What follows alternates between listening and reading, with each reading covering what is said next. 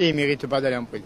Je pense qu'un président qui a été à la tête de la France, on devrait le laisser tranquille et ne pas absoudre ses erreurs, s'il y a eu erreur, mais en tout cas faire en sorte qu'il ne soit pas inquiété pour des choses qu'il n'a peut-être pas commises.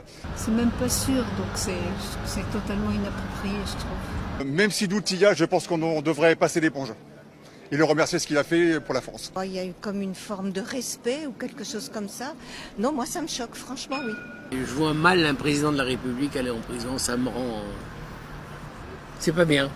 Même pour l'image de la France, c'est pas bien. Il n'est pas au-dessus des lois, mais malgré tout, quand même, oui, moi je pense quand même malgré tout un peu. C'est tout à fait normal, ça prouve que la justice, pour une fois, elle fonctionne et qu'elle doit s'appliquer à tous.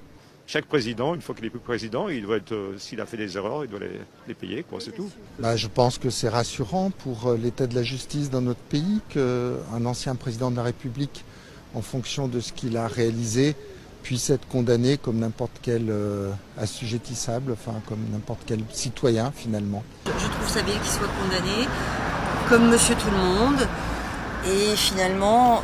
C'est un peu vieux jeu, mais je trouve que nos hommes politiques ont valeur d'exemple. Si c'est pas eux qui montrent l'exemple au reste de la population, qui va le faire? Alors voilà, on joue, on gagne, et puis parfois on joue, on perd.